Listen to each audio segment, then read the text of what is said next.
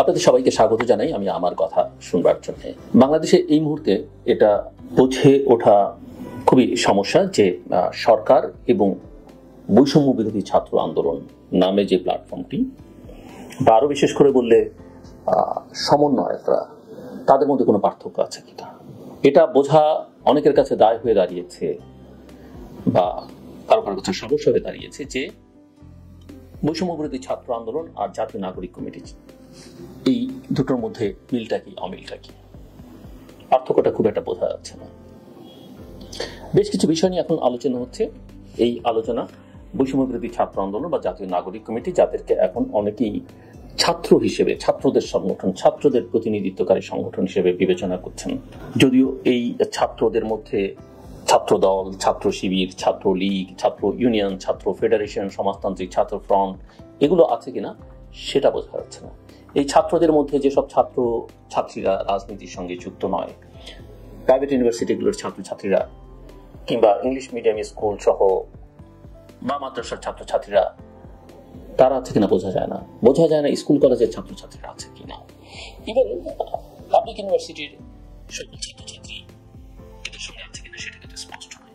কিন্তু দাবি তাদের আছে, নতুন নতুন দাবি, নিত্য নতুন দাবি। এর মধ্যে কতগুলো বিষয় নিয়ে এখন বেশ আলোচনা হচ্ছে। যেমন ধরেন রাষ্ট্রপতির পদত্যাগ ইস্যু একটি আলোচনা হচ্ছে যে সংবিধান বাতিল করে নতুন সংবিধান রচনা করা, প্রক্লেমেশন অফ রিপাবলিকের ঘোষণা দেওয়া। আলোচনা হচ্ছে শেখ হাসিনা সরকারের আমলে, বিগত আমলে যে 3টে নির্বাচন হয়েছে সেই নির্বাচনগুলো বাতিল করা, যারা নির্বাচিত হয়েছেন তাদের সম্পদ বাজেয়াপ্ত করা এবং ভবিষ্যতে তাদের কোনো নির্বাচন করতে না দেয়া।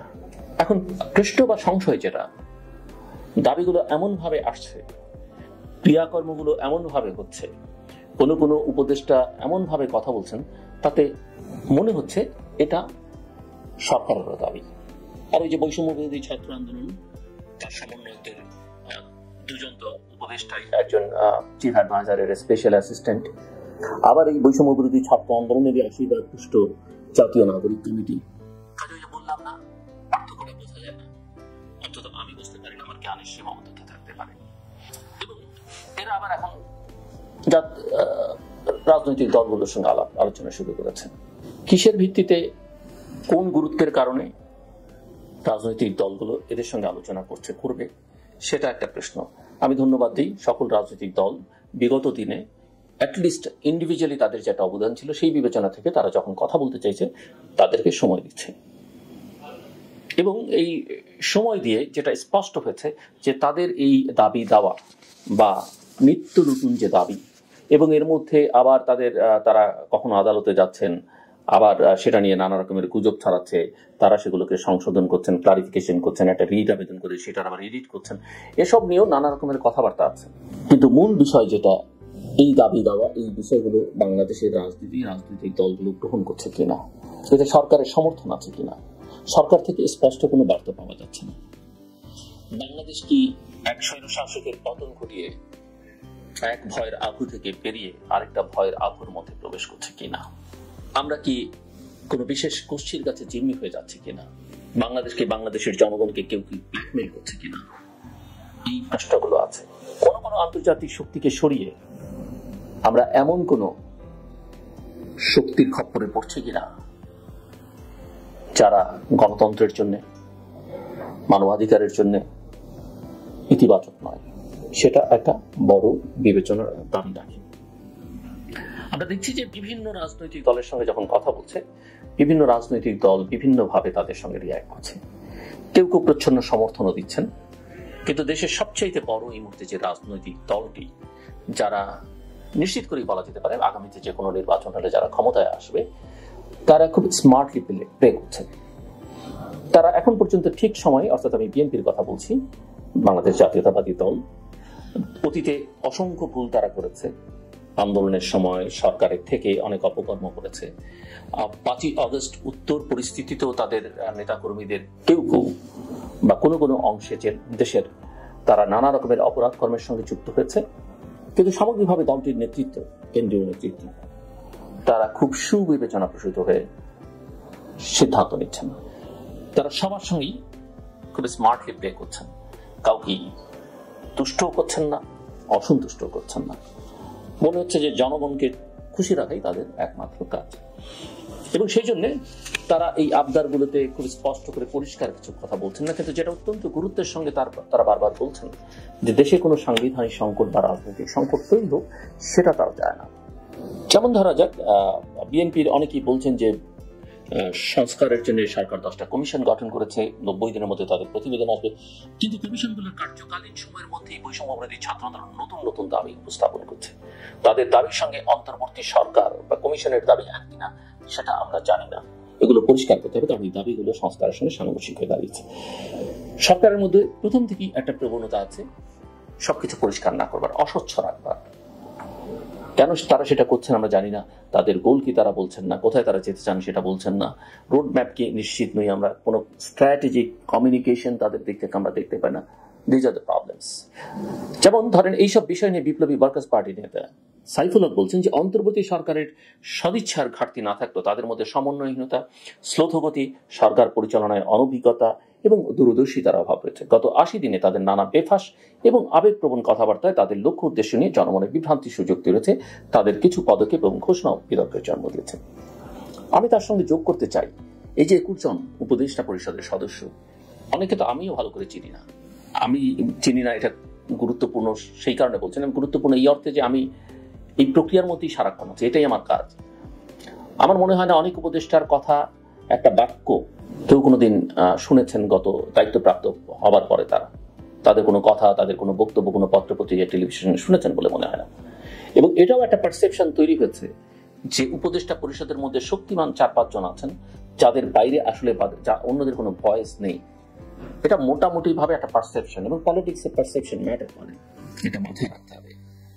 এবং মনে করা হয় যে ওই উপদেষ্টারাই পুরো উপদেষ্টা পরিষদকে, এমনকি চিফ অ্যাডভাইজারকেও বিভ্রান্ত করে একটা ভুল ডিরেকশনে বাংলাদেশকে নিয়ে যাচ্ছেন, সরকারকে নিয়ে যাচ্ছেন, যেটা দেশের জন্য বিপর্যয় ডেকে আনতে পারে। এই ধরনের সংকট আমরা দেখতে চাই না। সাইফুল হক সাহেবের কথা বলছিলাম, তিনি আরো বলছেন যে যেসব বিষয়ে ঐকমত্য আছে সেগুলো অন্তর্বর্তী সরকার করবে, বাকি যেগুলো তো দ্বিমত থাকবে সেগুলোর বিষয়ে নির্বাচিত সরকার এসে সিদ্ধান্ত নেবে। কিন্তু এখন নতুন নতুন দাবিতে বিভাজন বাড়ছে, সরকারের উদ্দেশ্য নিয়ে সন্দেহের দানা বাড়ছে, কোনো কিছু চাপিয়ে দেওয়ার চেষ্টা করলে অর্জনটা বিসর্জনে পরিণত হতে পারে। এবং তিনি আরো বলছেন যে কোনো নির্বাহী সিদ্ধান্তে রাজনৈতিক দল নিষিদ্ধ করবার প্রক্রিয়া গেলে তা হিতে বিপরীত হয়। এই যে ছাত্রলীগকে নিষিদ্ধ করা হলো, আমি এর আগেও বলেছি, আমার অনুষ্ঠানেও বলেছি যে এটা ভালো সিদ্ধান্ত হয়নি, এগুলো ভালো ফল দেয় না। এই যে একটা নির্বাহী আদেশে জামায়াত ইসলামীকে নিষিদ্ধ করে ফেলা হয়েছিল, ভালো ফল দেয়নি।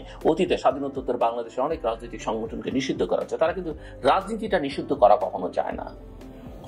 আর আপনি ওপেন স্পেসে গণতান্ত্রিক প্রক্রিয়া কাউকে কথা বলতে না দিলে, তাকে তার কাজটা করতে না দিলে আপনি কিন্তু বিপদে পড়বেন। সে তখন অগণতান্ত্রিক উপায়ে অন্ধকারের মধ্যে থেকে কাজ করবে।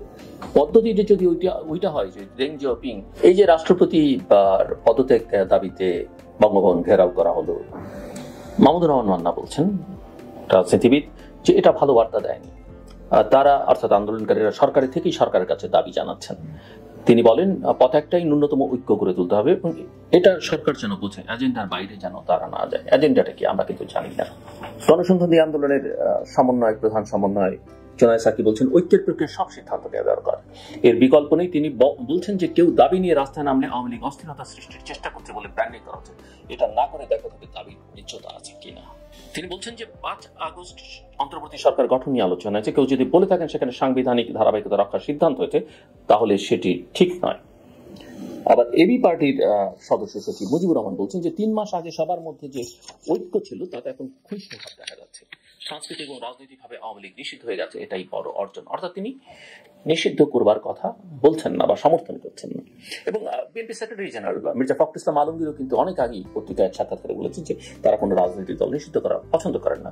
রুহুল কবির রিজভী বলছেন, বিএনপির সিনিয়র যুগ্ম মহাসচিব, যে সরকারের উদ্দেশ্যে আপনারা আন্তর্জাতিক অপরাধ ট্রাইব্যুনাল করেছেন, সেখানে আপনার অনেকেরই বিচার হবে, কিন্তু আমরা যদি কাজের বদলে অকাজে বেশি লিপ্ত হয়ে পড়ি, রাজনৈতিক ও সাংবিধানিক শূন্যতা তৈরি করে, তাহলে তো জনগণ কথা বলা শুরু করবে। শুধু জটিলতার পর জটিলতা তৈরি করছেন কেন আপনারা? শেখ হাসিনার দোসর তো আরো অনেকেই আছে আপনাদের মধ্যে, কই তাদের বিষয়ে আপনারা কিছু বলছেন না। প্রশ্নগুলো কথাগুলো অনেক যৌক্তিক। অস্থিরতার শেষ নেই, প্রশাসন অস্থির, পুলিশ কাজ করছে না, নানা বিষয়ে মধ্যে ঝামেলা আছে। কিন্তু এর মধ্যে নতুন নতুন ইস্যু তোলে। এই যে রাষ্ট্রপতি শেখ হাসিনার প্রোডাক্ট, তিনি রাষ্ট্রপতি হবার যোগ্য অনেকে মনে করেন না, কিন্তু রাষ্ট্রপতি যখন হয়ে গেছেন এবং রাষ্ট্রপতির কিছু ইমিউনিটিও দেওয়া আছে এবং তিনি যেহেতু কোনো সমস্যা তৈরি করছেন না আপাতত, তাকে নিয়ে আমাদের ব্যস্ত না হলেও চলত। আর শোনা যাচ্ছে আপনি রাষ্ট্রপতিকে পদত্যাগ করাতে চাইছেন এই কারণে যে এরপর আপনার আরো টার্গেট আছে এবং সেই টার্গেটের মধ্যে আছে সেনাপ্রধান। এগুলো নিয়ে সোশ্যাল মিডিয়াতে কেউ কেউ বলছেন। আচ্ছা, রাষ্ট্রপতির না হয় দোষ ত্রুটি আমরা বুঝলাম, সেনাপ্রধানের দোষ ত্রুটিটা কি? আমি কিন্তু ব্যক্তিগতভাবে সেনাপ্রধান জেনারেল ওয়াকারকে চিনি না, আমার কোনো সম্পর্ক নেই, কিন্তু দোষটাই নেই উনি কি করলেন। আমি তো জানি যে এই আন্দোলন যে সফল হয়েছে এর মধ্যে শীর্ষে থাকা যে কয়েকজন মানুষকে ক্রেডিট দিতে হবে, সেই ক্রেডিট তো তাকে এবং সেনাবাহিনী এবং সামগ্রিকভাবে সশস্ত্র বাহিনীকে দিতে হবে। তারা যদি সেদিন না বলতেন যে আমরা গুলি চালাবো না, বা তারা যদি একটু শেখ হাসিনার পক্ষে দাঁড়াতেন, সিনারিও ভিন্ন হতো, অন্যরকম হতো, দেশে একটা গৃহযুদ্ধের মতো পরিস্থিতি হতো। সফল হওয়া যেত কিনা এটা মাথায় রাখতে হবে। সেনাবাহিনী হচ্ছে রাষ্ট্রের স্বাধীনতা সার্বভৌমত্ব রক্ষার প্রতীক এবং তারা সেনাবাহিনীর কনসেপ্ট আর রাষ্ট্রের কনসেপ্ট কিন্তু একীভূত এক। আপনি সেনাবাহিনী ছাড়া রাষ্ট্র হয় না। তো সেই সেনাবাহিনীকে আপনি কেন বিতর্কের মধ্যে, প্রশ্নের মধ্যে ফেলতে চাইছেন? হ্যাঁ, তাদের অনেক ভূমিকা খারাপ গেছে তারা আগের সরকারের সময়, কিন্তু সেটা তো আপনি সামগ্রিকভাবে পুরো প্রতিষ্ঠানকে বিতর্কিত করতে পারেন না। আর চাইলেই সকাল বিকাল জন আকাঙ্ক্ষার পক্ষে গিয়ে দাঁড়িয়ে সেনাবাহিনী বা এই ধরনের প্রতিষ্ঠানগুলো ভূমিকা রাখতে পারে না। কিন্তু তারা যখন মনে করেছে যে হ্যাঁ এখন আমাদের একটা অবস্থান দরকার, সেটা জেনারেল ওয়াকারুজ্জামান নিয়েছেন, সেটা জেনারেল নুরুদ্দিন নিয়েছিলেন 1990 সালে, মনে থাকার কথা আপনাদের অনেকেরই। এবং জেনারেল ওয়াকার আত্মীয় হয়ে শেখ হাসিনার, কিন্তু শেখ হাসিনা বলতেই পারে যে তিনি তার সঙ্গে বিশ্বাসঘাতকতা করেছেন, কিন্তু বিশ্বাসঘাতকতা না, আমি মনে করি জেনারেল ওয়াকার তার যে দায়িত্ব রাষ্ট্রের প্রতি, সেই দায়িত্ব তিনি পালন করেছেন। তিনি শেখ হাসিনার ব্যক্তিগত কিছু নন, শেখ হাসিনার চাকরি তিনি করতেন না, তিনি সরকারের হয়ে দেশের হয়ে কাজ করেছেন। আপনি তাকে এবং আমি তার যতটুকু ব্যাকগ্রাউন্ড জানি, নানাভাবে চেক করেছি, তাকে আপনি করাপ্ট বলতে পারবেন না, সুবিধাবাদী বলতে পারবেন না, অন্য কোনো দেশের হয়ে তিনি এজেন্ট হিসেবে কাজ করছে সেটা বলতে পারবেন না। এগুলো আমার মোটামুটি ভাবে একজন সাংবাদিক হিসেবে চেক করা। আমি আবারও বলছি তার ভিতরে কিছু আছে কিনা আমি জানি না, কিন্তু আমি যতটুকু বুঝি, আপনি তারপরে তাকে সরাবেন, তারপরে আরো অনেকে সরাবেন, সরাতে কি থাকবেন? শুধু আপনারাই থাকবেন? আমার মনে হয় সেটা পারবেন না। জনগণ এগুলোকে অ্যালাউ করবে না। বাংলাদেশের অর্থনীতি অনেক খারাপ অবস্থার মধ্যে আছে, মানুষ অনেক সাফারিংস এর মধ্যে আছে, অস্থিরতা মানুষ আর দেখতে চায় না, অনেক হচ্ছে, এনাফ ইজ এনাফ। আসুন আমরা সবাই মিলে, এবং আমি আপনারা যারা এগুলো করছেন চাইছেন তাদেরও অবদান আছে এই আন্দোলন সংগ্রামে, সেই অবদানটাকে যেন মানুষ সম্মানের সঙ্গে নিতে, আপনাদেরকে দেখতে পারে, বিবেচনা করতে পারে, সম্মান জানাতে পারে, চিরদিন মনে রাখতে পারে, আপনারা সেইভাবে কাজটা করুন। এটাই আপনাদের কাছে আমার প্রত্যাশা।